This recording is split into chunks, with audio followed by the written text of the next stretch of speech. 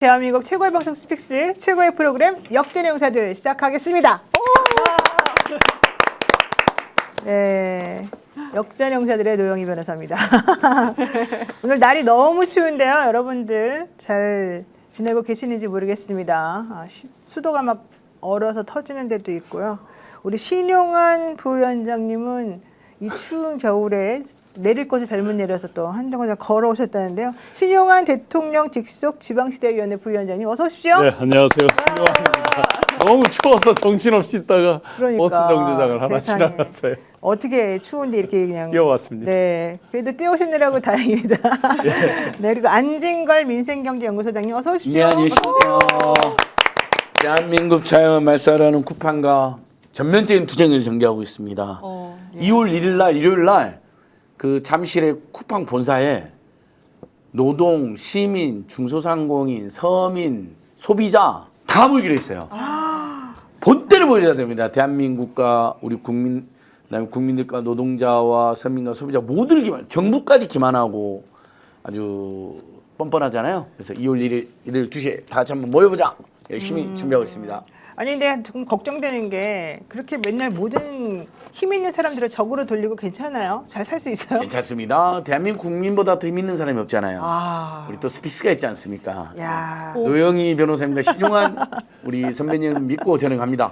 우리 이경 기자님 감사합니다. 너무 감동스럽습니다. 죄송합니다. 자, 감사합니다. 네, 감사드리고요. 또 우리가 그 옆에 이경 스픽스 기자님 어서 오십시오. 네, 안녕하세요. 와, 네, 우리 또 벌써 많은 분들께서 2,000명이 넘게 지금 벌써 들어와 계시고요. 와, 역시 또 역전의 용사들이 이렇게 또 잘 나가는군요.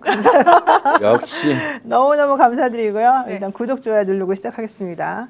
자, 우선 간단히 속보 하나 알려드리겠습니다. 이재명 대통령의 그 가덕도 피습 사건 있지 않습니까? 그때 경찰이 서둘러서 핏자국을 막 물로 지우고 증거를 인멸했다고 우리들이 많이 걱정하고 분개하고 분노하고 그랬었는데요. 이번에 테러로 행안부에서 이게 된 거죠. 지정이 됐습니다. 와, 이건 무슨 뜻인지 한번 알려주십시오. 네, 테러 방지법이 생기고 나서 이제 첫 번째로 지정된 건데요. 기존의 그 진상에 대해서 덮으려는 시도 같은 게 좀 보였잖아요. 바로 맞습니다. 뭐 물로 청소를 한다든지. 네, 맞습니다. 또 그 피의자에 대해서도 오랫동안 약간 이렇게 감추듯이, 그리고 나중에 그 국정원에서 그 테러로 지정하는 거에 있어서 문서를 뭐 이상하게 한다든지 하는 어떤 그게 단순 개인의 일탈이 아니라 조직적인 움직임 같은 것들이 보이면서 윤석열 정권에서 축소 왜곡했다 하는 의혹에서 이제 세세하게 낱낱이, 특히나 이제 그때가 이재명 대표 시절이고 지금 요번에 이제 또 저 선거를 앞두고 있잖아요. 여러 가지 또 우려스러운 일들이 생길지도 모르는 이런 것들을 심리적으로 미연에 방지하는 이제 그런 효과들도 있겠죠. 네. 그래서 강력하게 국가정보원, 대테러센터 등등의 각성도 주고 국민적인 관심으로 다시 한번 진상규명이 될 수 있게 되면 좋겠습니다. 근데 사실은 이번에 테러로 지정되는 거 관련해서 박선원 의원, 민주당의 박선원 의원이 매우 노력을 많이 예, 했습니다. 네, 네. 이재명 대통령이 더불어민주당 대표였던 2024년도에 발생했던 이 가덕도 피습 사건을 국무총리실에서 오늘 주재해서 22차 국가테러대책위원회 회의를 열고 이 대통령 사건을 테러방지법상 테러로 지정하는 안건을 의결했습니다. 2016년도에 테러방지법이 제정되어 있는데요. 정부 차원에서 특정 사건이 테러로 지정된 것이 이번 이제 2016년 이후 처음이다라고 얘기를 하고 있습니다. 지금 인터넷상에 도는 걸 보니까 테러 지정 당연하고요. 이건 이재명 대통령이 정권을 잡고 정부 수반 여사가 아닙니다. 네. 어느 여야 지도부든 또는 어떤 시민사단체 우리 지도자든 이런 짓을 당하면 단호하게 이것이 바로 우리 문명국가가 절대로 용납할 수 없는 살상 살인행위잖아요. 잘못하면 돌아가시려고 그랬잖아요. 네. 그래서 그것이 대한민국에서 정말 끔찍하게 최근에 우리 몇 년은 없었잖아요. 박근혜 전 대통령 같은 경우도 카타칼 정도였거든요. 물론 그때도 이보다 훨씬 덜했는데도 아주 심각하게 대응했어요. 맞습니다. 그렇게 하는 게 맞아요. 아무리 박근혜가 미워도.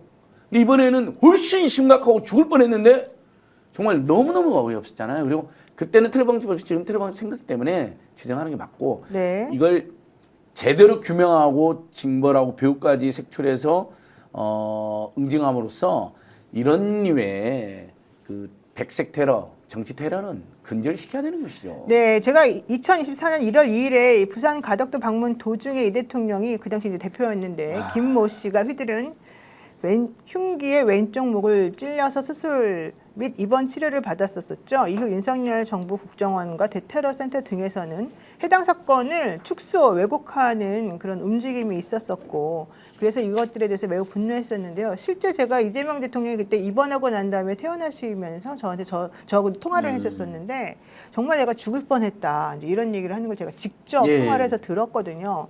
그때도 참 너무 놀라운 일이었는데 늦게나마 정말 다행이었던 것 같습니다. 지금은 흉이 많이 안 보이지만 한때 정말 거짓말 아니라 멀리서 봐도 이렇게 십자로 확 피했으니까 아마 이렇게 사방팔방으로 꿰매가지고 그 문재인 대통령 지금도 그냥 괜찮냐는데 이렇게 몸이 보여주고 정말 죽을 뻔했어요. 문재인 맞아요, 대통령 이거 맞아요. 보고 이게 원래 이제 말로 듣고 뭐 기사로 보는 거하고 다르지 않은데 실제 보면 우리도 이제 어렸을 때 사람 다친 거 보면 확 눌러봤을 때 이렇게 깊은 상처였어요 이랬는데 그게 저는 지금도 제가 말하면서도 소름이 끼쳐요. 맞습니다. 범인으로 지목된 이제 받았습니다. 범인으로 지금 이제 구속돼 있는 그 김진성 예.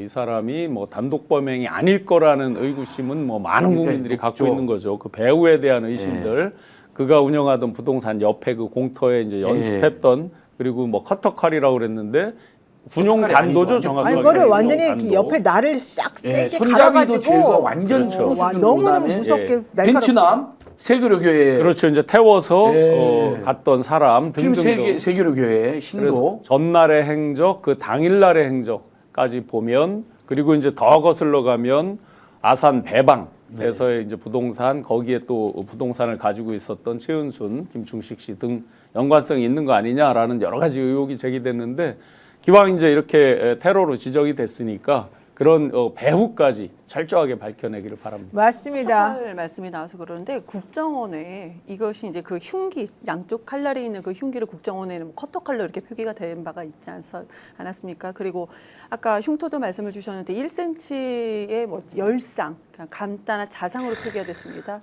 근데 이게 지금 범행의 자금이라든지 특정 그 종교 단체가 연루됐다라고 그때 많은 얘기가 나왔었음에도 불구하고 이게 단독범 그리고 뭐 우발적 정치적인 문제로 그냥 단독 범행으로 지금 결론이 나 있는데요. 지금 이제는 테러로 지정됨에 따라서 국정원과 대테러 합동수사단이 이거 조사팀이 대테러 그 합동 조사팀이 수사에 착수할 수 있는 강력한 근거가 생겼다. 그래서 다시는 대한민국을 이건 지금 대한민국의 기능을 마비시키는 네. 정도였었잖아요. 이런 목적으로 이런 일이 일어나지 않도록 방지하는 데에서 아주 큰 의미가 있다고 생각을 합니다. 네, 자 한번 그 당시 상황을 조금 한번 다시 싱크로 보겠습니다.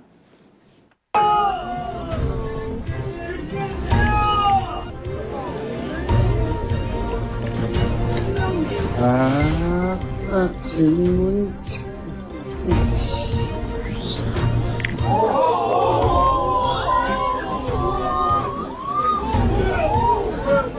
옆에 와. 우리 김지호 대변인 깜짝 이제 일단 대통령께서 저걸 보고도 조작이라거나 뭐 종이나 뭐 나무칼이라고 주장하는 극우 세력이나 국힘당 일부 세력 이놈들은 지금이라도 광화문에서 석고대죄해야 됩니다. 저걸 맞습니다, 보고 맞습니다. 아, 정말 나쁜 진짜 죽을 사람들인데. 뻔했잖아요. 어쨌든 와, 이번에 무섭습니다. 테러로 지정이 됐기 때문에 다행스럽고 예. 진상이 좀 밝혀졌으면 좋겠고요. 자 이제 요 얘기도 한번 해보겠습니다. 이진관 판사 드디어 내일 네. 한덕수 전 총리에 대한 판결을 2시에 선고합니다. 네. 지난번에 백대현 부장판사가 거의 용두사미처럼 다 유죄하다 갑자기 5년 그래서 우리를 깜짝 놀라게 했는데 이진관 부장님은 이번에 한덕수 전 총리에 대해서 15년형 구형에 대해서 어떻게 판단을 내릴지 사실은 매우 궁금합니다. 우선 그럼에도 불구하고 한덕수 전 총리는 여유로운 모습입니다. 이거 조선호텔인가요? 이 피트니스에서 대단하셔. 아주 여유롭게 계신 모습이 있는데 한번 보겠습니다.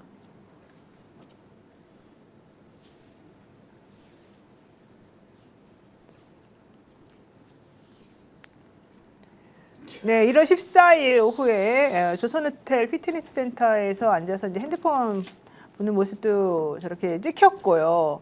오후 5시 8분이라고 되어 있네요. 웨스틴 조선. 그리고 또 부인하고 같이 돈가스 드시러 다니는 사진도 지금 막 돌아다니고 있고요. 예, 많이 생각을 하게 하는데요. 사실은 저게 우리가 백대현 부장이 5년형을 선고한 것과 좀 연결되는 거 아닌가라고 하는 걱정을 사실 하게 하는 그런 모습입니다. 왜냐하면 저분이 김앤장에도 계셨었고 이 법조 관련해서 많은 인맥이 있다라고 알려져 있어서 혹시라도 뭔가 알고 여유롭게 저렇게 행동하는 거 아니냐 이런 걱정이거든요. 얼마 전에 이제 사형 구형할 때 나머지 사람들에 대한 부분들 쭉 구형되는 것들 다 양 보고 했잖아요. 그러면 이제 요번에 물론 이제 5년으로 절반 박앤 세일 한 게 있지만 백대현 부장 판사 분명히 이진관 부장 판사 분명히 다를 거라고 생각합니다. 형량에 대해서는 이제 구형량보다 높일지 뭐 더 낮출지는 모르지만 최소한 법정 구속 그 뒤에 행위라든지 국민들에게 염장지르는 소위 염장지르는 어떤 이런 행동들을 보면 그냥 묵과할 수는 없다. 그리고 본인보다 더 밑에 직급들 그러니까 본인은 총리였잖아요. 그 사람들도 지금 구형되는 양이 본인 이상으로 다 지금 가고 있는데 본인만 유유자적한다. 제가 책에 그 악의 평범성에 대해서 쭉 써놨습니다. 뭐냐면 21세기 대명천지 모든 것들이 투명한 이 대한민국에서 어찌 이렇게 비겁하게 식자들의 민낯, 지식인들의 허상이 대한민국에 이렇게 악이 평범하게 보편화될 정도까지 정말 무감각해졌느냐. 저런 사람들이 바로 그런 악의 평범성을 국민들에게 전염시키는 그런 나쁜 사람들 아니냐. 그러면 강력하게 단죄를 해야 된다고 보고 이진관 부장판사 그렇게 할 것으로 믿습니다. 네, 이명철님께서 12년 해주셨는데 12년형을 선고받을 것이다 이런 취지인 것 같은데 맞는지 한번 봐야 될 것 같고요. 독립군 후손님은 내일 한덕수 징역 15년의 법정 구속 선고합니다. 이러셨고요. 최수정님 내일 오후 2시 선고죠? 그때까지 안 잡니다. 주무셔야죠. 네, 안 주무신다고 했는데 그래도 그러니까. 주무시고 일은 하시고 2시에 한번 보시면 좋을 것 같습니다. 예. 어떻게 될까요? 저는 뭐 이진관 부장판사 그동안 재판 진행하는 분 중에 가장 모범적이었고 뭐 특별히 모범적인 것도 아니었. 따지고 보면 상식 정상적인 거죠. 가장 정상적으로 했고 또 이 한덕수가 그냥 내란 방조가 아니라 내란 주요 종사자이고 네. 그다음에 실질적으로 넘버 2였잖아요. 그리고 그날 영상에도 보면 사실상 윤석열, 김용현, 한덕수 이 세 명이 주도하는 게 보이잖아요. 이상민까지 한 서너 명이. 이상민. 네. 예, 이제 영상에 안 나오는 김봉식과 조지호도 있지만 그래서 백대현 부장판사 정말 논리적으로는 내란 수괴들의 변론을 완벽하게 제압했지만 5년이라는 용두사미 때문에 지금 큰 논란이 남았는데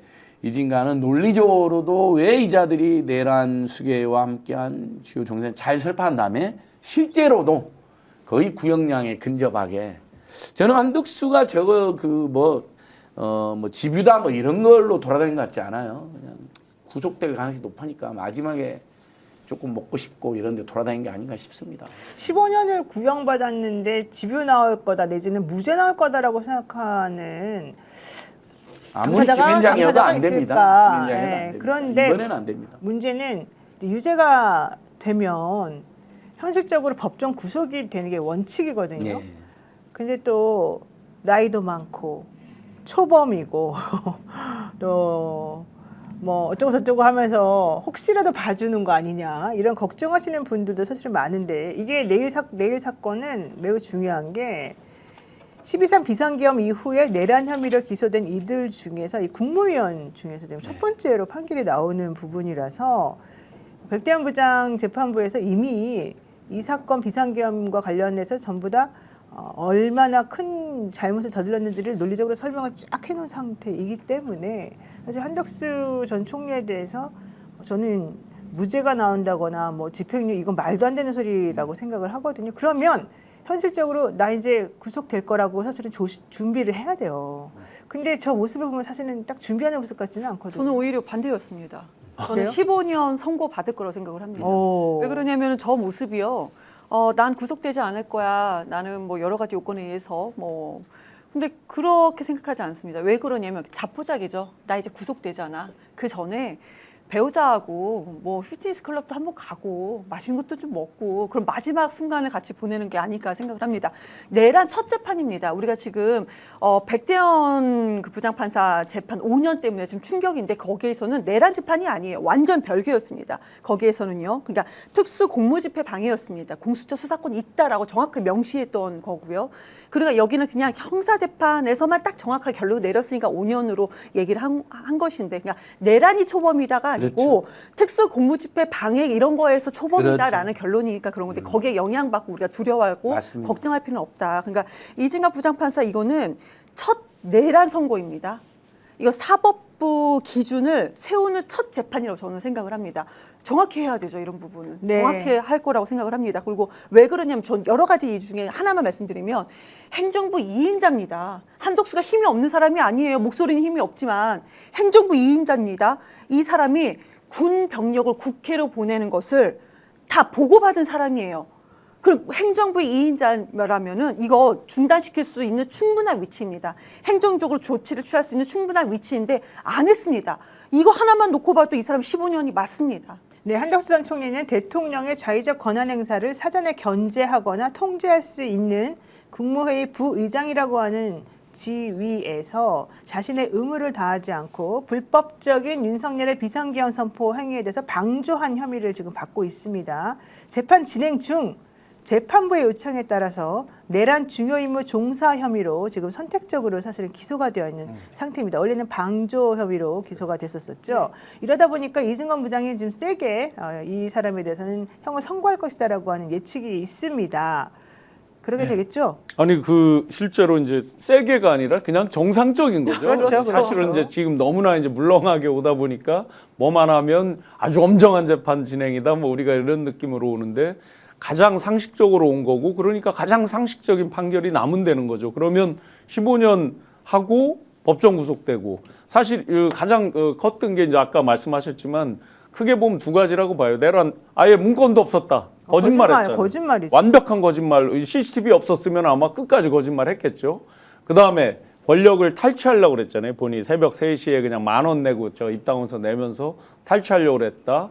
그 얘기는 탈취했다는 얘기는 탈취가 만약에 가능했다 그러면 윤석열도 풀어줬을 거고 내란을 다 덮었겠죠. 네. 그렇기 때문에 이건 용서가 안 되는 범죄입니다. 재판부 백대현 재판부에서는 12.3 비상계엄 관련해서 이런 얘기를 했습니다. 윤석열 씨는 대통령으로서 누구보다도 헌법 수호 질서 유지 의무가 있음에도 도리어 대통령의 권한을 독단적으로 남용하고 법을 경시하는 태도를 보여서 비난받아 마땅하다. 비상계엄은 국가적 위기 상황을 타개하기 위한 다른 수단과 방법이 없는 지극히 예외적인 상황에서 이루어져야 하는 것인데 전혀 그런 상황이 아니었다. 이런 얘기를 했고요. 한덕수 씨는 우리들에게 거짓말을 너무 많이 했습니다. 자기가 마치 네. 뭐 전부 다 이 윤석열의 잘못된 행동을 저지하고 막은 것처럼 거짓말했는데 CCTV 딱 보니까 희희낙낙거리면서 웃으면서 이상민과 함께 얼마나 여기에 동조하고 정말 잘 되기를 바라는 그런 마음이었는지 우리가 뻔히 알지 않습니까? 게다가 신용환 교수 말한 것처럼 한밤중 새벽 3시에 10,000원 내고 내가 대통령이 돼야지 하면서 김문수 당시 후보를 제치고 본인이 대통령이라도 된 듯이 행동하던 그 뻔뻔한 모습을 잊을 수가 그 전에는 이제 한동훈이랑 그 권력도 찬탈하려고 그랬죠. 어수선한 틈을 타서 일종의 또 다른 의미의 친위 쿠데타를 한동훈이랑 전려서 정권을 둘이 접수를 하려다가 그게 안 되니까 안 되겠다. 김문수를 제치고 내가 되겠다는 정말 뭐 대한민국 역사상 가장 추악한 관료의 모습을 보여줬는데 이 안덕수는 그런 것 같아요. 처음에 이야기를 들었을 때는 그거 안 될 것 같은데 라는 느낌이 있었을지 몰라요. 근데 보니까 이거 김영현이랑 윤석열이가 아주 세게 이야기하고 군대도 다 동원됐다 그러고 단전 문건도 다 준비되어 있고 비상계엄의 밀행성 때문에 총리한테도 좀 늦게 이야기하니까 이해하고 싹 아마 물어봤을 것 같아요. 진짜 이거 확실히 되는 거죠? 곧 군대가 다 들이닥친다니까 그 순간 안심하고 그럼 됐어. 이제 그래 가자. 야당 짓밟고 나는 영원한 2인자로 이렇게 하면 무슨 거예요? 네. 그냥 김종필보다 더 올해까지는 아니어도 김종필처럼 영원한 2인자는 될 수 있겠구나. 언제든지 총리 잘려서 또 그만둘지 모르는데 남은 여생을 영원히 2인자로. 그리고 윤석열이는 별로 또 신경 안 쓰면 이제 본인이 사실상 1인자로 내정을 담당할 수 있다. 이런 생각도 있을지도 몰라요. 네, 현재 부장판사는 이런 말을 했습니다. 윤석열 전 대통령과 한 전 총리 사건 내용이 사실상 같다. 두 재판부끼리 내란 판단에 대한 법리적 논리를 크게 달리할 이유가 없다. 게다가 재판부는 각각 독립되어 있다 하더라도 워낙 중대한 사안이기 때문에 재판부끼리는 상호 논의가 사실은 되고 있다. 특히 중요 임무 종사 혐의에 대해서 재판부가 판단을 했을 경우에 아무리 우두머리와 부하 관계에 있다 하더라도 현실적으로 이 사람의 행위가 그렇게까지 약하거나 비난 가능성이 없다고 볼 수 없기 때문에 재판부가 이런 상황을 의식하는 상황에서 한덕수 전 총리에 대해서 낮은 형을 선고하거나 법정 구속을 안 시키거나 이렇게 하기는 매우 어려운 상황이다. 이런 얘기를 사실은 했습니다. 아까 뭐 허위 진술, 뭐 위증 이런 것도 말씀을 주셨는데요. 국무회의가 헌법적 요건에 충족되지 않음에도 열렸던 부분이 분명히 있습니다. 그런데 한덕수 이 사람이 국회에서요, 당시 국무위원들이 자유로운 토론이 가능했다라고 얘기를 했었습니다. 근데 아니었었잖아요, 사실은. 이게 강압적인 분위기에서 단 몇 분 만에 이렇게 통과됐다라는 것이 이제 드러난 바가 있고요. 그리고 국회에서 또 이런 얘기 했었습니다. 개헌 바로 선포 직전에야 나는 알았었다. 근데 우리 CCTV 다 봤잖아. 이렇게 거짓말한 사람입니다. 그렇죠. 이 사람요, 15년, 전 마음 같았으면은 15년 이상 좀 선고했으면 좋겠으나, 그래 15년은 꽉 채워서 선고 분명히 받아야 됩니다. 그때 국회에서도 얼마나 큰 소리 쳤는데요. 5번이나 죄송합니다, 잘못했습니다 해놓고는 그 이후에 실질적으로 헌법재판소 재판관도 임명하지 않고 예. 자기가 국무총리에서 그렇죠. 이제 그 대통령 대행할 때 자기가 해야 되는 행사할 권한은 사실은 제대로 하지도 않고 오히려 이상한 사람들만 후보자를 막 지명하기도 네. 하고 네. 제가 대통령처럼 행동하기도 했었습니다. 네, 네, 네. 진짜 생각해보면 나쁜 일이 많이 했는데 처음에 구형을 15년 받았을 때 우리 전부 다 너무 약하다 이랬거든요. 근데 백대환 부장 재판부에서 윤석열 씨가 체포 이 특수공무집행 방해에서 5년을 받아버리니까 15년도 안 나오는 거 아니야 이런 걱정을 하게 된다는 맞아요. 거예요. 이게 너무 좀 황당무계예요, 솔직히 말하면. 그런데 뭐 어쨌든 서로 지금 재판부끼리 이야기를 하고 있다는 거는 아마 법리적인 이야기를 하겠죠. 형량에 대해서. 형량은 이야기를 안 해요. 이제 형량을 뭐 깎아주는 걸 얘기하지는 않을 것 같고요. 그 정말 악행이 정말 많았죠. 우리가 4월 4일 날 헌재 파면되는 그 순간까지 몇 대 몇이나를 가지고 얼마나 가슴 졸였어요. 그 주범 중에 하나, 주범이 바로 이 한덕수 씨죠. 맞습니다. 그렇게 만들어 놓은 게 그냥 바로 2명 임명했으면 되는 건데 엉뚱한 사람으로 추천하고 한동안 안 하고 네. 시간 끌다가 뭐 이런 짓들 계속했고 했기 때문에 아마 국민들 법감정 아마 그것 때문에 많은 불안감이 있을 거예요. 영장 그때 실질심사에서 구속이 안 된 부분 때문에 불안감이 있을 텐데 그때는 조금 고분고분하면서 몇 가지를 좀 불긴 부른 것 같아요. 그때는 협조하는 척. 딱 하는 예. 척. 윤석열이 잘못한 걸 자기가 예, 증언하는 척. 그 부분과 지금 이제 그렇죠. 본안은 그때는 네. 뭐 그거는 이제 영장 실질 심사였고 지금 완벽히 본안에 그렇죠. 그 뒤에 밝혀졌던 끔찍한 사건들이 예. 많기 때문에 그때만 해도 그런 이야기 나왔잖아요. 그때 CCTV가 공개됐다면. 예 맞아요. 근데 공개가 안 됐어요. 네. 그러니까요. 워낙 그 영장 부장 판사들이 또 수원지법에서 이상하게 올라온 사람이었습니다. 예. 그래서 지금 이게 이제 민사 재판은 청구 금액을 뛰어넘을 수 없지만 형사는 뛰어넘잖아요. 저는 이진관 부장판사가 정말 100대나 반대로 오히려 구형량을 뛰어넘는 선고를 함으로써 네. 30년. 예, 법원의 권위와 완전히 망가져버린 법원의 권위와 우리 국민들의 고통과 상처를 동시에 이렇게 회복하는 네. 그런 판결을 정말 내려주셨으면 하는 네. 정말 간절한 바람입니다. 화면에 오랜만에 이진관 부장님의 얼굴이 보이는데요. 와, 진짜 반갑습니다. 아주 반갑습니다. 눈도 땡글땡글하시고 지금 뜨거운 아하님께서 이진관 판사는 재판 진행과 일치된 선고를 해줘야 됩니다. 이런 얘기 하셨고요. 15년이 나오길 바라지만 늘 우리 예측보다 다르게 나서 걱정입니다. 이런 말씀하시는 아침 노을빛님도 계시고 아닙니다. 15년인데 양형 가등 사유가 있으면 20년 때릴 수도 있습니다. 슈퍼밀가루님 그리고 SD 트루님 말씀하셨는데요. 이진관 부장이 사실 그동안 보여줬던 모습에 비추어 보면 현실적으로는 좀 더 세게 나올 가능성도 이제 있어 보이는데 네. 어제 무슨 재판이 있었냐면 김지현 전 민정수석, 최상목 전 경제부총리 그리고 정진석 실장 이런 등등의 사람들이 어제 재판을 사실 받았습니다. 그 내용이 뭐였냐? 한덕수 전 총리가 실제 그 당시에 누구였더라?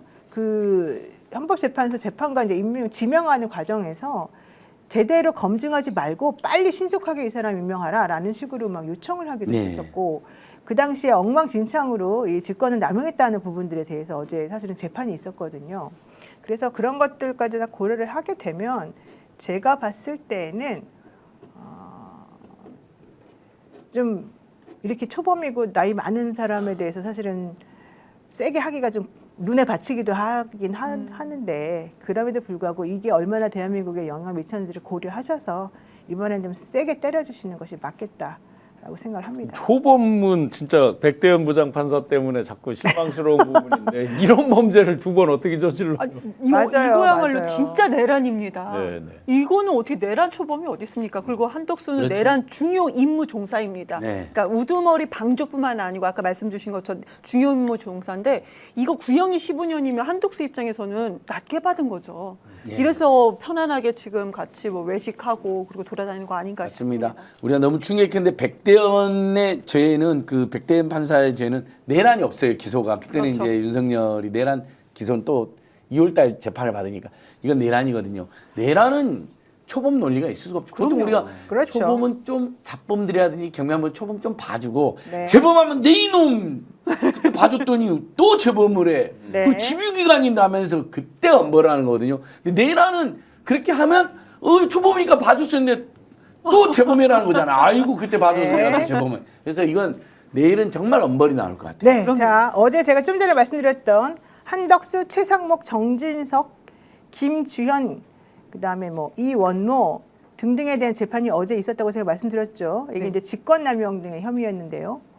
이 재판부가 바로 누구였냐? 이진관 재판부였습니다. 중앙지방법원 311호 제33형사부의 이진관 부장판사 주재로 한덕수, 최상목, 정진석, 김주현, 이현모 등등이 재판을 받았고 어제 한덕수 씨에 대한 혐의는 이거였습니다. 공석이 된 헌법재판관 자리에 함상훈, 이완규 후보자를 지명했다. 그런데 이 과정에서 법령에 규정된 필수적인 인사 검증 절차가 생략되거나 형해화되었다. 원래 정상적인 절차에 따르게 되면 대통령 비서실 산하 공직기강 비서관실과 민정수석실의 정밀 검증을 거쳐야 하고 이 과정에서 도덕성, 적격성, 이해충돌 여부 등이 면밀히 검토돼야 되는 것인데 실제 한덕수는 정진석, 김주현 등과 공모해서 이런 검증 과정을 의도적으로 패싱하거나 요식행위로 축소하도록 지시했고 이게 이제 직권남용이라는 얘기였고요. 국회가 추천했던 후보자가 있었습니다. 마은혁에 대해서 정당한 이유 없이 임명 절차를 지연시키거나 거부한 혐의를 어제 받았습니다. 그리고 별다른 결격 사유가 없음에도 불구하고 아무 이유도 없이 여야 합의가 부재했다는 말도 안 되는 얘기를 하면서 임명 절차를 진행하지 않은 것이 바로 부작위에 의한 헌법 파괴 행위다. 이렇게 특검이 기소를 했고요. 최상목 씨에 대해서도 3명의 후보 중에서 임으로 2명을 정계선과 조한창 이 두 분만 임명을 하고 마은혁 재판관은 또 임으로 일부러 딱 빼버렸거든요. 이 부분 관련해서도 어제 재판이 이루어졌었다는 거 잊지 거기도 마십시오. 이제 이번엔 난가해서 그 난가병으로 한동안 또 국정을 완전 거의 마비시키듯이 한 주범 중에 하나죠. 그러니까 거기도 논리로는 사실은 한덕수 총리나 뭐 별반 큰 차이도 없을 것 같아요. 네. 그래서 뭐 조금 시간이 지나면서 우리가 자꾸 이제 퇴색되는 면이 있는데 이런 걸 엄벌에 쳐야 맞아요. 악의 평범성이 사라집니다. 그래서 아까 말씀하신 것처럼 이런 피고인들은요 재판을 오래 끌길 바랍니다. 아, 그래야지 사람들이 여론이 그렇죠. 조금 사그라들고 관심이 딴 데 쏠리니까 또 그 새로운 사이에. 사건들이 워낙 또 많이 또 나오고 막 예. 살벌한 사건이 터지면 그쪽으로 이제 관심이. 그래서 변호인들이 쓰는 전략은 재판 지연입니다. 그래서 일단 그리고 1심에서 어느 정도 약하게 받아놔야지 2심, 3심은 더 내려간다 해가지고 그런 거에 사실은 신경을 쓰는 거거든요. 포비와몽님께서 제발 백대현 부장처럼 바람 빠지는 풍선 소리 안 냈으면 좋겠습니다. 이진관 부장님 들어주세요 하셨는데 한번 내일 생중계가 2시부터 있으니까 네. 또 듣겠습니다. 근데 우리 지난번에도 생중계 듣다가 1시간 내내 들었는데 진짜 막판에 너무 진짜 허탈했습니다. 이번에는 정말 그러지 않았으면 좋겠습니다. 네. 내일 선고 법정 구속까지 이루어질지 그것도 한번 키포인트가 됐는데 잘 봐야 되겠습니다. 자, 그리고 두 번째 장동혁 국힘 대표 단식인데요. 아, 이분이 이런 밖글이 돌아다니고 있네요. 나 출구 전략이 안 보여. 나 좀 어떻게 좀 해줘봐. 그러니까 국민의힘 사람들이 아니 왜 혼자 뜬금없이 단식해가지고 갑자기. 이렇게 했느냐 이러면서 화를 냈다. 더더군다나 못 끝내게 생겼잖아요. 지금 송원석 원내대표가 안 받았으면 아니 본인은 지금 이제 죽겠는데 끝내고 싶은데 속마음에 그렇죠. 그런데 옆에서 자꾸 이제 뭐 공천 받으려고 하는 사람들이 와서 동조 단식이니 뭐 경련이 막 옆에 와서 계속 그래요. 그리고 타이밍 맞게 딱 쓰러져 줘야 되는데. 예, 심지어 외국에 있는 저 이준석 대표까지 들어와서 뭘 한다고 그러니 아 이걸 어떻게 끝내? 올 때까지는 또 기다리고 계속 단식해야 되는 거 아니에요? 근데 진짜 큰일 난 게 신천지 얘기가 지금 계속 나오고 있어요. 지금 네. 신천지 못 받겠다고 신천지 빼달라고 해서 단식을 한 게 명분이잖아요. 형식적인. 네. 실제로 뭐 한동훈 전 대표에 대한 징계 때문에 곤란해서 그렇다고 하지만 그럼에도 불구하고 지금 신천지에 대한 얘기가 계속 나오니까 오히려 송원석 원내대표가 완전히 뒤통수 때렸습니다. 나 신천지 특검 받을 수도 있어. 이런 얘기를 했다는 거거든요. 한번 들어보죠. 우리가 주장하는 두 개의 특검은 더불어민주당 의원들의 공천 뇌물 사건에 대한 특검, 그리고 통일교 게이트에 대한 특검, 이 두 개의 쌍특검을 수용하라는 내용입니다. 우리 당에서는 분명히 통일교 관련해서 금품 수수 문제가 있기 때문에 통일교 특검을 하자라고 주장을 하고 법안을 발의를 한 바가 있습니다. 더불어민주당에서 거기에 신천지를 물타기해서 함께하자 이렇게 법안을 냈습니다. 다만 지금 통일교와 관련된 금품 수수 의혹에 대한 수사만 하더라도 특검의 수사 내용으로서는 굉장히 방대하고 복잡한 많은 내용이 포함되어 있을 것으로 생각합니다. 통일교 특검은 통일교에 집중해서 수사를 하고 신천지 특검은 신천지에 집중해서 수사함으로써 실체적 진실을 깊이 있게 파헤쳐서 국민께 알려드릴 수 있도록 하자는 것이 우리 국민의힘의 제안 사항입니다. 무슨 말이에요? 원래 처음에는 민중기 특검하고 이 통일교 특검하고 두 개 하자 그랬다가 갑자기 또 민중기 특검 얘기는 싹 사라지고 갑자기 또 공천 뭐 게이트 돈 관련해 가지고 하자 뭐 이런 식으로 말을 좀 바꾸고 있는데 송원석 원내대표도 좀 복잡한 게 국힘의 재선 의원들이 신천지 특검 수용하자 차라리 이렇게 지금 건의를 했다는 거거든요. 네. 지금 국민의힘은 한 목소리가 안 나오는 겁니까? 네, 뭐 네. 네 분 완전히 저 내전 상태죠. 네. 한동훈 단계권으로 이제 내전 상태고 사실은 단계권에 대한 어떤 항의를 좀 이렇게 흡수하는 성격의 단식도 있었던 거죠. 그 와중에 이제 이재명 대통령의 그 해안이 빛나는 거죠. 그 수사본부, 특별수사본부. 합수본 특수본. 예. 네. 그 부분을 하지 않았다 그러면 계속 그냥 하고 갔을 거란 말이에요. 그렇죠. 그러면 이런 목소리가 안 나왔겠죠. 거기에서 지금 이제 강력하게 신천지 관련된 것들이 나오다 보니 자기들도 안 받을 수 없는 지경에 뭐 연일 뭐 JTBC 등등에서 막 5만 명 뭐 이상이 갔다 기본적으로. 그리고 엑셀 시트까지 나왔잖아요. 아니 그리고 진짜 그 인터뷰까지 하고요. 그렇죠. 당원 명부까지 주민등록번호가 적혀 있는 명단까지 사실 있다는 그러니까 거예요. 자기들도 더 피할래야 피할 수 없는 상황까지 왔다는 건 알고 그렇죠. 있는데 그런데 또 마지막까지 궤변을 해요. 그러면 뭐 어차피 받을 거면 다 받으면 되지. 뭘 또 분리를 해서 받아요? 그러니까 한 번 할 일을 두 번에 하려고 그래요. 본질적으로 동일한 사건인데 예. 막 이단 사이비 종교 집단 또는 설 이단 사이비가 아니더라도 특정 종교 집단이 정치를 장악하고 특히나 탐욕을 노리고 자신들의 종교적 비호를 받으려고 하는 거잖아요. 네. 근데 그걸 따로 만들면 어떻게 되겠어요? 이중 삼중 혈세가 낭비되고 휴사에 비올 수만 있는 거죠. 국민의힘은 앞서겠더니 통일교의 조작 그 공작도 있고 신천지 공작도 있는데 각각 다른 특검이 그걸 분석을 하는 거잖아요. 아니, 동일 앞서게 다 걸릴 수가 있는데. 더군다나 시점을 보면 2021년 9월에 배포된 그 당원 명부가 38만 명이었단 말이에요. 그 수십 년 쌓여온 보수 정당의 그 당원 명부인데 한 달 만에 이제 그게 57만으로 갔단 그렇죠. 말이에요. 약 20만 20만 가까이 명. 늘었단 말이에요. 그러면 그때 그 당원 명부를 기준으로 하다 보면 신천지도 있고 통일교도 있을 가능성이 아주 농후하잖아요. 네. 그걸 뭐하러 분리를 해서 수사를 그렇죠. 하겠어요? 말도 안 되는 소리죠. 사실은 좀 있을 수 없는 주장을 지금 하고 있는데 그게 이제 명분 쌓기 내지는 좀 창피스러우니까 그냥 들어가기 힘드니까 그런 것 같은데 이게 왜 근데 이렇게까지 얘기가 나왔냐면 밖글이 지금 돌아다니고 있는데 제가 그냥 그대로 읽어드릴게요. 다 많은 분들이 받았을 것 같은데 장동혁 당 중진에게 단식 그만하고 싶다 말해. 이제 출구를 조금 마련해 달라 요청. 그런데 그 중진은 기자들과 식사 자리에서 아니 자기가 그만두고 밥 먹으면 되지 왜 우리 보고 왜 나한테 지리을 하는 거냐 이러고 투덜투덜 거리면서 장동혁에 대한 당내 속마음이 드러내는 안 좋은 케이스가 많아지고 있다라는 얘기를 했다는 겁니다. 이것만 보더라도 지금 현재 국민의힘이 매우 곤란 지경에 빠졌다는 거고요. 좀 전에 말했던 이 국민의힘 재선 의원들은요. 더불어민주당이 주장하는 통일교 신천지 특검 수용하자라고 제안을 하면서 국회 본관에서 송 원내대표를 만나서 출구 전략은 그거다. 너도 그냥 우리 말 듣자. 이런 주장을 해왔다는 것입니다. 그러면서 특히 왜 그런 주장을 했느냐, 왜 그런 제안했냐 물어보니까 아유 장 대표가 무기한 단식하고 있는데 정부도 호응이 없고 여당도 호응이 없잖아. 그냥 우리 빨리 하고 갑시다. 이런 얘기를 지금 했다는 것입니다. 명분 없는 단식을 해서 그런 거죠. 지금 그렇죠. 저는 이거를 장동혁 대표의 단식을 전 장미 단식이라고 저는 명명하고 있는데요. 왜 멋있네요. 그러냐면은 오늘이 6일차죠. 겨우 6일밖에 되지 않았습니다. 20일은 좀 넘어야 되지 않나 하는 생각이 드는 오늘 겨우 6일인데 홈페이지, 그러니까 SNS 좀 봤어요. 저 4일차에 장미가 내 곁으로 왔다. 5일차에 장미의 허리가 꺾어졌다. 오늘 6일차는 뭐라 하는지 아십니까? 이거 장미 보이시죠? 네. 6일차는 빨간 하트로 장미의 어깨를 살짝 받쳐주었다.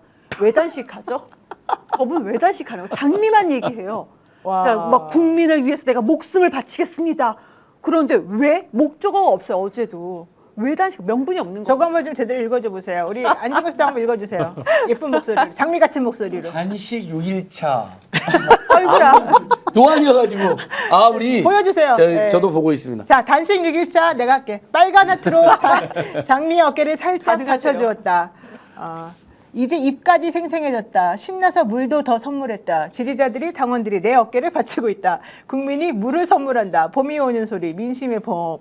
무슨 시를 썼나요? 무슨 단식이죠? 명분이 없습니다. 계속 장미 얘기만 해요. 저분은 지금. 근데 원래 단식하면은 소금을 이렇게 섭취를 하면서 그 나트륨 농도를 맞춰야 되는데 소금하고 물을 필수인데 소금을 안 드시고 계신다는 거예요. 소금 드시고 체했다. 그래서 왜 그러냐 그랬더니 소금 처음에 먹고 속이 난리가 났었다는 거예요. 그래서 소금을 먹을 수가 없대. 그렇죠. 이제 처음에 뭘 먹었는데 그게 속이 안 받으면 이제 그 알레르기나 과민 반응이 있어갖고 못 먹는 거죠. 아니 그러니까 이제 너무 더 힘든 거예요. 더 힘들죠. 자기가 소금- 저거를 견뎌내기가. 근데 누가 보면 화훼농가가 글쎄 사실 뭐예요. 하는 것 같아요. 그러니까 화훼 산업이 지금 작아져서 장미 아니 꽃을 파시는 네, 분들. 이제 저기 롯데도 올해 막 꽃다발이 화훼농가가 장난 지금 아니지. 차별받고 고통이 꽃다발이- 너무 심해. 아니 꽃다발이 그리고 줄겨 네, 와 맞아요. 있대요 지금. 그래서 제발 화훼농가 좀 살려주라. 이렇게 장미 향기가 좋고. 그러니까 단식 투쟁이라는 건 정말 숭고한 헌신인데. 와, 너 저 표정 보세요. 저 눈. 본인 SNS에 본인이 올린 사진. 예. 깜짝 놀랐어요. 투쟁을 한동훈이 어떡하면 부러웠나 본데.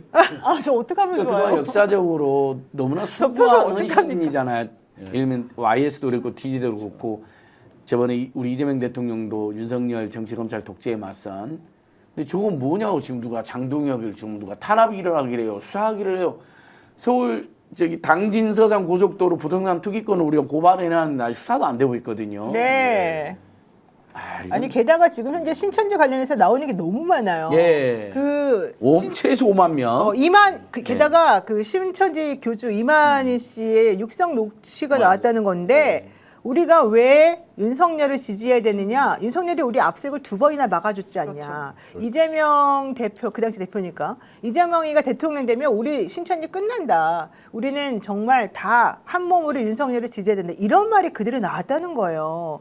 그러면서 진짜로 그 고향 병으로 또 주민들을 다 옮겨가지고 뭐 해야 된다 이런 얘기도 나왔었고 간부들도 지금 현재 서로 내부 고발 비슷하게 얘기를 좀 하고 있다는 거예요. 예.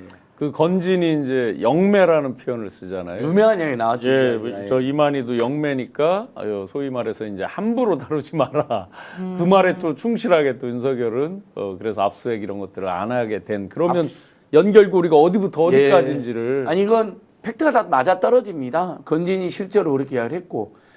그래서 그때 윤석열이가 압수수색을 안 하잖아요. 영장을 계속 기각하고. 그래서 그때 당시 이제 하도 우리가 사건이 많으니까 윤석열이 제약이 많으니까 검찰총장 시절의 죄악도 사실은 특근감입니다. 맞아요. 그때도 계속 그때 박원순 시장이나 이재명 씨는 막 노력하고 문재인 노력하는데 윤석열이 계속 기각을 합니다. 수사도 안 하고. 그때 저 정확히 기각하고 있거든요. 다 이런 협잡이 있었던 것이죠. 맞습니다. 그리고 홍준표가 계속 증언하잖아요. 10만 본인이 이마에 만났는데 뭐 본인이 20만을 동원해서 윤석열을 당선시켰다. 직접 들었다.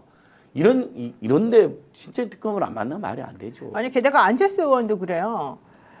쌍특검 관련해 가지고 지금 이 당대표가 단식하는 것 같긴 한데 사람들이 잘 모르더라. 현재 여론의 관심은 특검보다는 오히려 한동훈 전 대표가 단식 현장에 오느냐 마느냐를 더 많이 소모되고 있다. 이런 얘기를 지금 해서 오히려 안철수가 더 믿겠어요. 장동혁 대표 입장에서는. 게다가 장동혁 대표가 몸에 앉아서 검진을 하러 이제 간호사가 왔대요. 그랬더니 왜 의사는 안 오고 네가 오니?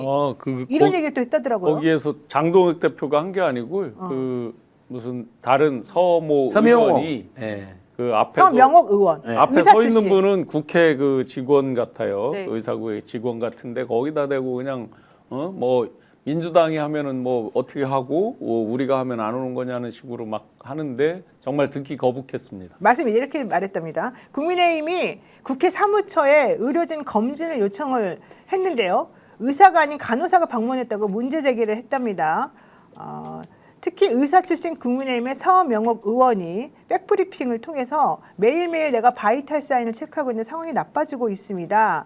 의료진은 장 대표에게 수액 치료와 필요시 병원 후송을 요구했는데 장 대표가 이를 거절했다. 그래서 상황 악화에 대비해서 야간 시간에 간호 인력과 의료진을 대기하는 방안도 강구하고 있다. 이렇게 말을 했는데 실제 그래서 간호사가 현장에 도착을 했대요. 그랬더니 필요한 것은 간호사가 아니라 의사다. 미리 일요일, 토요일에 미리 일요일 오후 2시로 검진을 요청했는데 의사가 나타나지 않았다. 이건 이제 지난 토요일과 일요일을 말하는 거예요. 그러면서 사람 목숨이 달린 일인데 왜 당적에 따라 차별하냐. 이런 얘기를 지금 했다는 거고요. 자, 아니, 그거 실장 황당해요. 입성으로 들으면 정말 카랑카랑합니다. 아, 그래요? 네, 아. 지금 말씀을 너무 교양 있게 해주신 거고요. 네. 소리를 막 질러가면서 하는데 이상합니다. 간호사가 온 게 왜 잘못이죠? 왜 아이고 꼭 자기가 간호사가- 의사면 자기가 하지 왜? 그렇죠. 왜 꼭 의사가 와야 되나? 그거 좀 이상했었어요. 그러니까 명분 없는 단식이기 때문에 그들이 소리 지르고 주장하는 것도 여전히 명분이 없는 것 같습니다. 그리고 안철수 의원 같은 경우는 이게 언론에서 한동훈이 오냐 안 오냐로 너무 왜곡된다 이 얘기를 하고 싶었던 것 같아요. 그러긴 근데 했죠. 그 SNS 글을 썼는데 그거마저도 좀 의미는 좀 이상하죠. 그러니까 한동훈은 그러니까 그 왜 장동혁이 단식을 하는지 딱 하나였어요. 통일 신천지 빼고 통일교 특검하자는 단식이다. 이것도 안철수가 뭐 거기에 좀 보태서 해보려고 했으나 명분이 여전히 없었고. 그러니까 여기 보면은 황우여, 오세훈, 박형준, 이철우 그리고 황교안까지 이런 사람들이 와가지고 얼굴 계속 비치는 거거든요. 근데 차기 이제 이번 지선에 출마를 하려는 사람들입니다. 보궐선거. 황교안 같은 그렇군요. 경우는 이제 보궐로 출마하려는 사람인 거고요.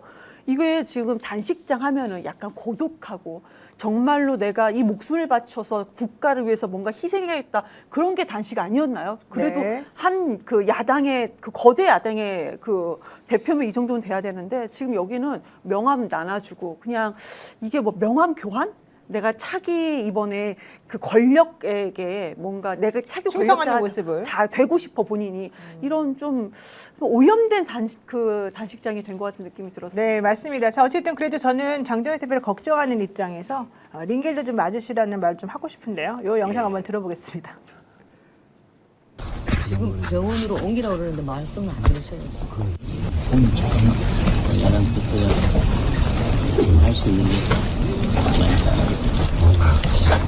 병원 좀 가시라고 얘기는 하거든요. 아, 그래. 가서 뭐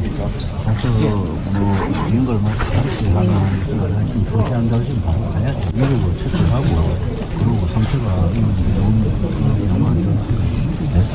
그래, 내가 너무 안 괴롭힐게. 너 계속. 네, 이미자 저 위원장님은 이혜원 씨에 대해서는 지금 청문회도 안 하고 저기 가 계시는군요. 이미자, 장동영, 유승민 세 분의 지금 모습을 봤는데요. 링겔도 좀 맞으시면 될 텐데 왜 안 맞으시는 거예요?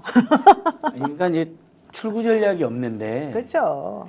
사실 그래도 그 이재명 대표나 우리 진보 개혁 진영이 목숨으로 투쟁할 때 국힘 세력이나 그 극단주의자들이 얼마나 많은 조롱과 가짜뉴스 네. 터뜨렸습니까? 뭐 몰래 뭘 먹는다. 사실 우리는 저희들은 그렇게는 하지 말자고요. 일단 한 인간의 단식은 매우 고통스러운 것입니다. 저도 학생 시절에 딱 3일 2번 했는데 지금도 단식을 하면 저는 영원히 안 하고 싶어요.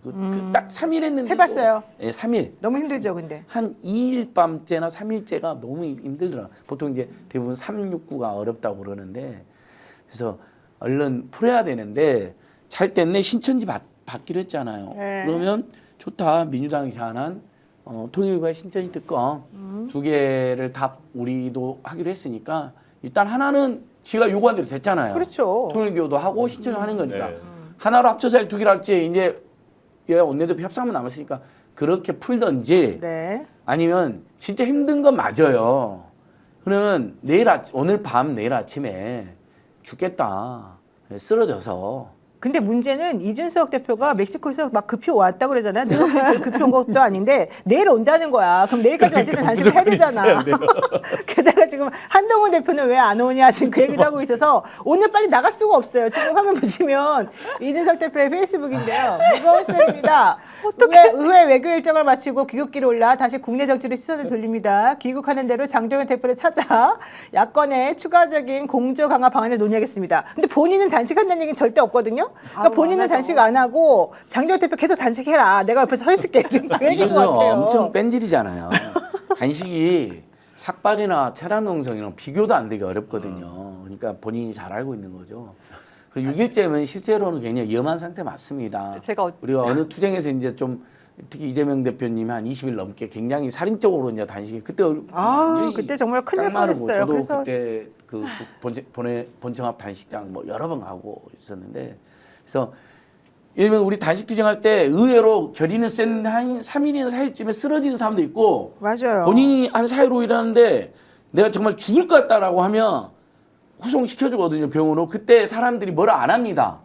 애게 5일이야 이렇게 안 해요. 그러니까 지금이라도 죽을 것 같다 그러면 누가 뭐라 하니까 얼른 가셔야죠 일단. 자, 근데 중요한 것은 옛날에 이정현 한동훈 대표. 대표가 이제 장기간 단식을 했는데 그 결과적으로 왜 단식했지? 그때 왜 장기간 단식한 건 많은 사람이 알아요. 네. 무엇 때문에 단식했지? 명분에 있어서 상대적으로 약하니까 기억이 안 되겠죠. 이번에도 이제 마찬가지로 우리 그 우스개 유명한 말 중에 밤새 애고하고 울었는데 아침에 눈 뜨고 나니까 밤새 내가 왜 울었지?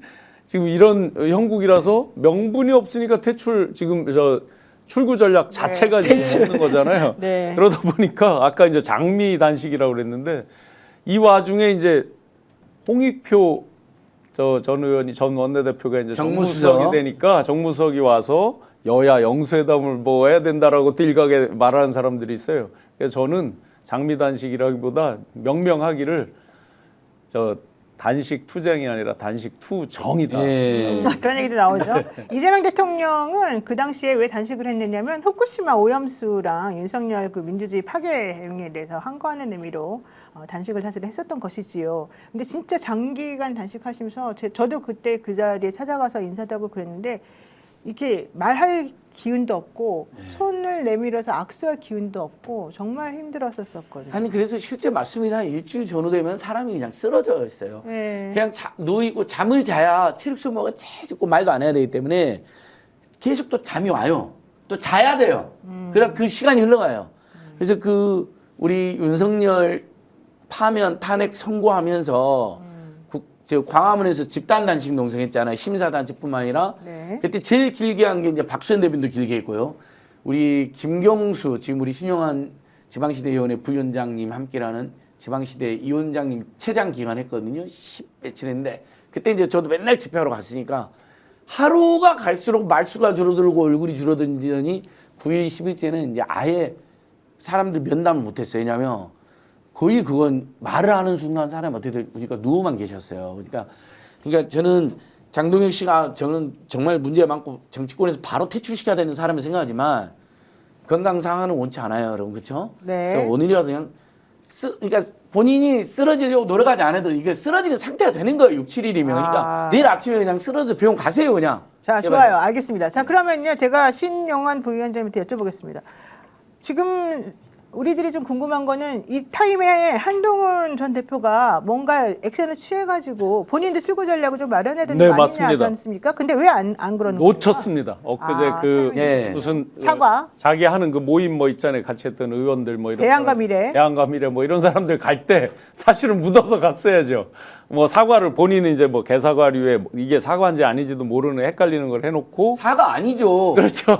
뭔가 송구스럽다는 말을 송구하단 말을 어떻게 했죠. 저는 언론들이 그걸 어떻게 사과하라고 왜- 고개 빳빳하면서 송구스러워 이게 뭔 사과예요? 맞아요. 사과는 정확히 주어와 그렇죠. 목적어가 있어야 되거든요. 누가 누구에게 진짜 죄송하다고 그리고 했어야 되는데 최소한 정치권의 사과의 국론은 뭐냐면요. 테이블에서 옆으로 나와서 90도 절은한 그래서 일단 그 이게- 타이밍도 놓쳤고 이제 와서 이제 가자니 그러면 모든 걸 다 인정을 해버려야 된단 말이에요. 그렇죠. 그러면 이제 장동혁 씨가 한때는 이제 자기 일종의 뭐 부하까지는 아니어도 어쨌든 직책상 자기 밑에 있었잖아요. 그러다 보니까 거기 가서 이제 꿇어 이게 이제 안 되는 거죠. 결국은 놓쳤습니다.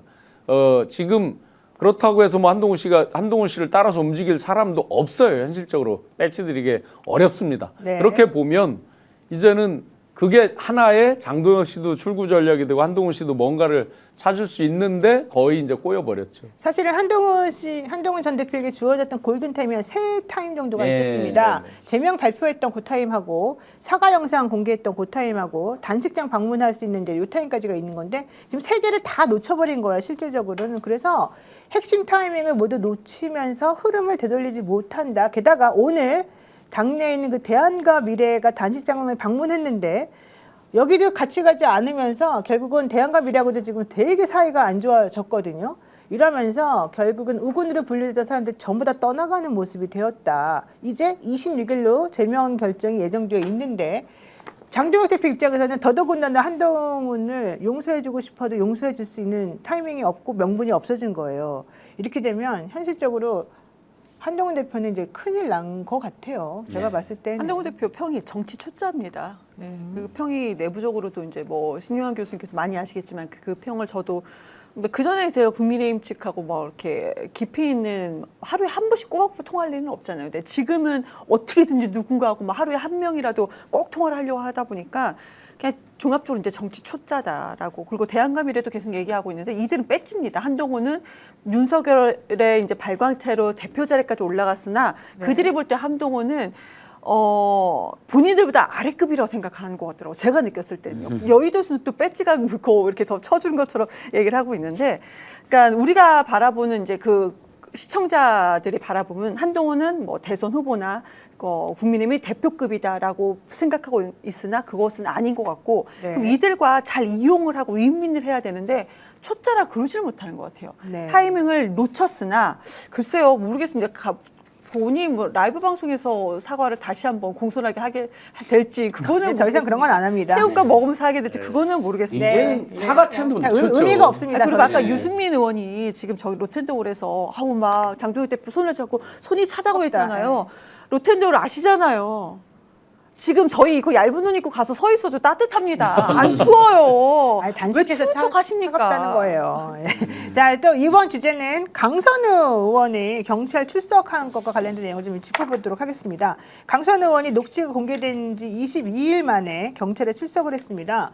그런데 그 전에 올블랙으로 이제 옷을 입고 나와가지고 나는 원칙 있는 삶을 살았다 이런 얘기를 지금 하고 딱 들어갔거든요. 이거 한번 보겠습니다. 이런 일로 국민 여러분께 심려를 끼쳐서 진심으로 죄송합니다. 있는 그대로 사실대로 성실하게 조사에 임할 것입니다. 저는 제 삶에 원칙이 있고 그 원칙을 지키는 삶을 살아왔습니다. 공천원금 1억 직접 받으셨습니까? 돈 받고 금융 공천에 도움 준 사실 있으십니까?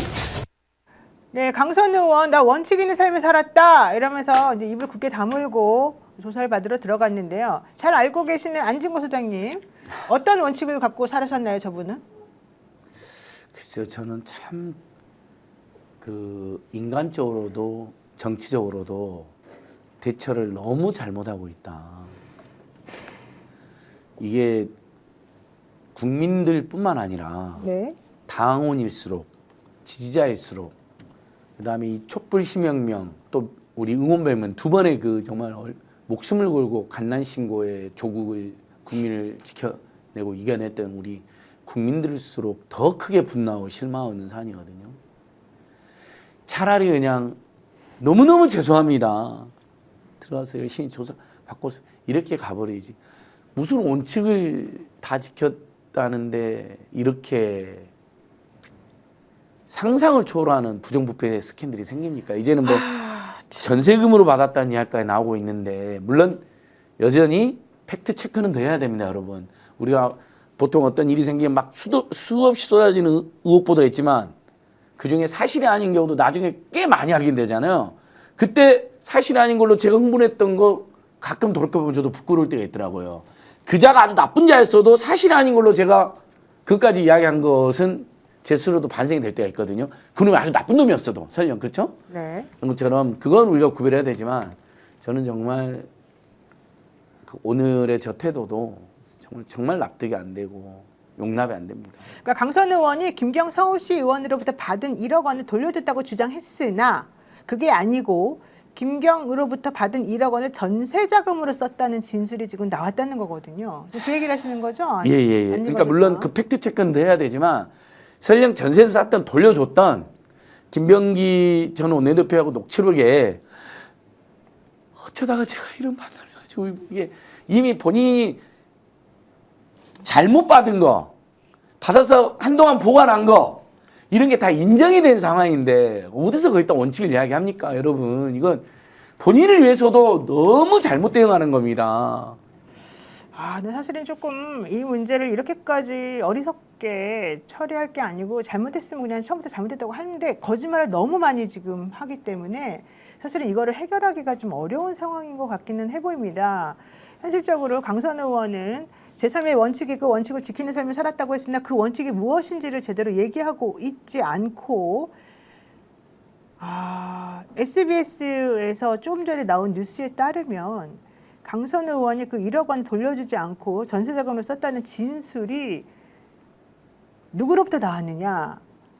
남모 씨로부터 나왔다는 거예요. 전 사무국장이죠. 그 강선 의원의 보좌관이자 지역사무국장이었고 돈 받을 때 같이 있었었고 김경에게 돈을 좀 줘야 되는 거 아니냐라고 본인이 얘기했다고 주장되는 그분, 실제 트렁크에다가 1억 원을 갖다 실었다라고 하는 그분이 경찰 조사에서 이런 말을 했다는 겁니다. 강 의원이 지방선거를 앞두고 받은 1억 원을 전셋집을 구하는 자금으로 썼습니다. 라고 진술을 했다는 겁니다. 그렇지만 강선 의원은 어떠한 돈도 받은 적이 없고 남 씨의 보고를 받기 전에는 관련 사실을 전혀 알지 못했다. 알게 된 뒤에는 여러 차례 반환을 지시해서 반환된 걸 확인했다라고 얘기했기 때문에 실제 그 문제의 남 씨의 말하고는 완전히 다르고요. 김경 시 의원도 이제는 말을 바꿀 것으로 생각이 조금 듭니다. 실질적으로 이 남 국장과 김경 시의원의 말은 일치하는 것이 조금 훨씬 많거든요. 이 세 명의 진술 중에서. 그래서 SBS가 이 부분과 관련해서 강 의원 측에 여러 차례 전화하고 메시지를 남겼는데 실제는 연락이 되지 않았다라고 얘기를 하고 있습니다. 상당히 조금 난감한 상황이 돼버렸습니다. 종합하면 세 사람 다 진술이 일치하죠. 지금 강선우 씨의 진술은 다르지만 그 김병기 전 원내대표 녹취록의 진술은 본인이 어리석게 잘못 받았다는 걸 계속 인정하고 있잖아요. 심지어 살려달라고 그러잖아요. 그러니까요. 아니 근데 이런 아주 구체적으로 이 돈에 대한 얘기가 너무 진술이 정확해요. 뭐라고 나왔냐면 2021년 12월 세 명이 만났는데 당시 첫 대면이라서 구체적으로 기억한다라고 김경이 말을 했고 당시 카페는 조도가 낮아서 어두웠다. 근데 라이브 음악이 흘러나왔다. 김경 시의원 맞은편에 강선우 의원이 앉았다. 근데 만나자마자 내가 돈을 줄 수는 없어서 현금 1억 원이 든 쇼핑백을 테이블 아래에 한동안 두고 있었다. 그리고 만남이 끝나갈 무렵에 자리에서 일어나면서 쇼핑백을 강 의원에게 건넸다. 그러니까 강 의원이 환하게 웃으면서 아유 뭘 이런 걸 다 그렇게 말한 것을 내가 기억하고 있다. 이렇게 정확하게 진술을 했습니다. 너무너무 구체적인 진술이거든요. 그랬더니 이것과 관련해서 남모 국장은 이렇게 말했답니다. 그 만남 이후에 강 의원이 호텔 정문에서 차량에 탑승을 했고 김 시 의원이 쇼핑백을 직접 차에 실으려 했고 강 의원이 이런 건 보좌관한테 주세요. 뭐 이렇게 말했다. 뭐 이런 얘기도 나와 있어서 이게 너무 구체적인 얘기인 것 같아요. 게다가 하얏트 호텔에서 만났다는 거거든요. 이게 하얏트 호텔에 있는 그 카페였나 봐요. 근데 실제 8개월 있다가 돈을 전달을 다시 해줬다고 했으나 그 돈이 이제 그게 아니라 전세 자금을 썼다고 말을 하는 상황이라서 강선 의원의 원칙 있는 삶이라고 하는 게 그냥 돈을 잘 받는 원칙 있는 삶인가? 이런 비아냥까지 지금 나오는 상황이 돼버렸습니다. 전체적으로 보면 이제 그 보좌관이 하는 말은 그 대체로 일관성이 있었어요. 처음에 자기랑 직접 관련 없다라고 얘기해서 쭉 왔는데 지금도 거기서 크게 변화는 없는 것 같고 그러면 이제 그 당시 CCTV 이런 게 남아 있지 않다 그러면 결국은 서로 이제 진술일 텐데 그런 면에서 과연 수사 당국에서 어느 걸 더 신빙성 있게 볼까? 그리고 이제 자금은 현금으로 갔을 테니까 아마 추적이 쉽지는 않겠지만 그래도 대략 그 시점에 이루어진 메시지라든지 사용 흔적 등으로 어느 정도는 추적이 되겠죠. 그렇게 보면 뭐 지금이라도 물론 이제 민주당에서는 제명을 하고 이렇게 돼 있지만 지금이라도 그 진실을 정확하게 밝히고 사죄할 부분은 사죄하는 게 국가 어떤 중요한 역할을 하는 국회의원으로서 또 지도자로서 그게 바람직한 자세라고 봅니다. 캠커님이 저는 후원금 보냈어요. 아이고 내 후원금 너무 아깝습니다. 정말 속았습니다. 이런 얘기 하셨고요. 지금 강선 의원 사실은 조사받고 나면은 어쩌면 구속영장 집행할 수도 있습니다. 영장이 그 전에 청구되는 분위기죠. 그 전에 또 이제 국회에서 사실 이 사람이 의원 신분이기 때문에 또 불체포 특권 관련해서 체포 동의가 또 요청이 될 수도 있거든요. 그러니까 국민의힘에서는 강선 의원을 두고 불체포 특권 포기 선언해라 이런 얘기를 하고 있고요. 나경원 국민의힘 의원은 민주당 다 그러는 거 아니냐 뭐 이런 말까지 지금 하고 난리가 났습니다. 나경원 씨는 너무나 많은 피를 저면서 어디 끼어들어. 네, 이경 기자님 어떻게 보세요? 근데 저는 이제 강선 의원이랑 이제 강선 의원이랑과 통화했던 이제 김병기 의원 있잖아요. 이 두 분을 보면서 우선은 항상 그 민주당을 사랑한다, 당원 여러분을 뭐 존경하고 사랑한다 이런 얘기를 했었잖아요. 그럼 그 민주당이 지금 어떤 처지에 놓였는지 아니면 이분들을 응원했던 당원분들이 지금 어떤 심정인지를 좀 알았으면 좋겠어요. 너무 뻔뻔하지 않은가? 너무 뻔뻔하다. 그러니까 이 정도까지 나왔으면은 조금 더 겸손하게 아니면 좀 더 겸손하게 될 수는 없나 이런 생각이 들고요. 어떻게 저렇게 원칙을 지키며 살았다고 하고 김병기 의원께서도 너무나도 지금 김병기 의원만 얘기만 들으면요. 청렴 결백하신 분이세요. 근데 그러기에는 너무나도 명백한 사실들이 다 많이 드러나 있는 거잖아요. 그래서 정말 당원과 민주당을 사랑한다면 저런 태도는 정말 맞지 않는다. 너무나도 실망스럽다. 그리고 모르겠습니다. 저는 지금 현재는 스픽스 이제 정치 에디터 이제 기자로 있지만 당에서 제가 당직자만 이제 9년 정도는 있었기 때문에 지금 고개를 못 들겠어요. 뭐라 말씀을 드려야 될지 모르겠습니다. 이 찹찹한 마음이 민주당을 진짜 사랑하는 많은 당원분들과 그리고 이제 민주당을 사랑하는 국민분들의 어떤 마음이 아닐까 그런 생각이 듭니다. 세계일보에서 단독이 나왔네요. 이혜원 기획예산처 장관 후보자 인사청문회 관련해서 이재명 대통령이 청문회 개최를 이제 강조를 했더니 여야가 극적 합의를 이루어서 실제 청문회가 진행될 가능성이 높아졌다라고 합니다. 20일 여건에 따르면 오늘이죠. 이 후보자 측에서는 21일 오전 국회에서 야당 간사인 국민의힘 박수영 의원하고 만나서 청문회 자료를 제출하겠다. 이런 얘기를 지금 했다는 겁니다. 원래 이혜원 후보자가 청문회 자료를 제대로 제출하지 않았고 실제 제출한 내용에도 개인정보라서 대답하기 어렵다 이런 말들이 너무 많아가지고 이런 사람하고 어떻게 청문하냐라는 게 바로 야당의 주장이었기 때문에 이혜원 후보자가 내가 추가 자료 내겠습니다라고 얘기를 지금 하고 있는 것으로 얘기가 되고 있습니다. 이 후보자 측은 야권이 요구한 자료 약 100개가 담긴 목록 중에 추가로 제출할 수 있는 자료가 무엇인지 설명을 하고 만약에 이 내용이 받아들여지게 되면 청문회 날짜를 새로 정한답니다. 그렇게 되면 아마 26일 정도가 26일 이후가 청문회 그 날짜로 잡히게 될 가능성이 많다라고 합니다. 법정 기한 만료로 여야는 그러면 증인이나 참고인 채택도 다시 해야 되고 또 인사청문회법상 청문회 5일 전에 이런 것들이 송달돼야 되기 때문에 아마 실질적으로는 26일 이후가 될 것 같은데 만약에 협상이 불발되게 되면 오히려 이혜원 입장에서는 더 좋다 이렇게 생각할 수도 사실은 있어요. 그렇지만 그렇게는 가지 않고 제대로 좀 단죄를 하고 뭐 밝히고 이렇게 필요할 것 같습니다. 그러니까 대통령께서 그 이해운 지금 후보자를 만약에 그대로 임명한다 엄청 부담입니다. 왜냐하면 예. 여론조사 결과들이 거의 뭐 일치하게 나쁘게 나오고 바닥으로 있어요. 나쁘게 나왔기 때문에 네. 만약에 그대로 이제 임명을 했다, 청문회 없이 임명을 했다, 그럼 청문회도 안 거치고 임명했다라고 일단 비판. 그 다음에 어떤 업무상에 조금이라도 미스가 나왔을 때는 거 봐라 이렇게 또 비판. 그렇죠. 그렇기 때문에 굉장히 부담스러운 상황이다. 그렇다면 어쨌든 법에 정해져 있는 청문 절차를 거치는 게 그게 정상이다. 그래서 아마 이해운 후보자에게도 그런 뜻이 전달이 됐을 것 같고 이해운 후보자도 그걸 당연히 받아서 더 성실하게 임하는 게 뒤에 가서 잘 돼서 이렇게 가는 부분에서 분명히 더 좋을 겁니다. 맞습니다. 네, 한의위원님께서 아우 진거리 형 너무 속상한 거 보네요. 그러셨는데 네, 이 안진걸 소장이 오늘 진짜 얼굴이 별로 안 좋네요. 평상시와 다르게. 아니 그 장동혁 뭐 한독수 이럴 때는 너무 신나죠. 우리 강선우 의원님 신난다고 의원은 하긴 좀 그렇지. 아는 분이기도 하고 방송도 같이 한 적도 있고 또 저도 많이 응원했던 분이니까 그 저가 속상한 것도 속상하지만 제가 아까 말씀드렸잖아요. 정말 두 번의 촛불 시명과 응원배 혁명으로 박근혜 최순실 그 일당, 그 다음에 김건희, 윤석열, 김용은 일당 또 나라를 두 번이나 보낸 우리 국민들과 당원들과 지지자와 시민사단을 생각하면 제가 화끈거리고 제가 너무 부끄럽고 제가 너무 죄송하고 맞아요. 반성하세요. 예.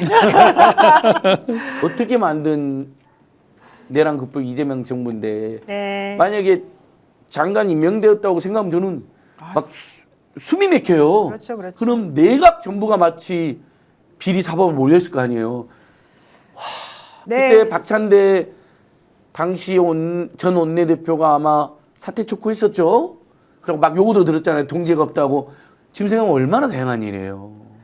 이렇게 다 재평가도 해줘야 됩니다. 또 그런 일들도요. 네. 캠커님께서 나는 3번이나 후원했는데 너무 속상해요. 돈 돌려달라고 하고 싶어요. 이러셨고 또 어떤 분은 후원금 사용 내역도 좀 뜯어봐야 됩니다. 이분은 사실 남편도 변호사라고 그러고 본인 돈도 되게 많을 것으로 보이는데 막 빚도 또 많다는 얘기가 있어가지고 아까 말한 대로 정말 전세자금으로 썼다 그러면 아니 전세자금도 없는데 무슨 정치야 막 이런 얘기 하시는 분들도 있고 뭔가 이게 금원 처리가 좀 투명하지 않은 것 같아서 사실은 조금 아쉽고 매우 분노스러운 상황이거든요. 어쨌든 이번에 민주당 정확하게 좀 처리해서 이걸 다 털고 나가는 게 필요할 것 같고요. 대통령에 대한 여론조사 결과가 지금 사실은 리얼미터나 이런 데서 보면 많이 떨어져 있어요. 다 이런 여러 가지 것들이 복합적으로 작용한 것 같아서 빨리 털지 않으면 안 되겠다 말씀드렸습니다.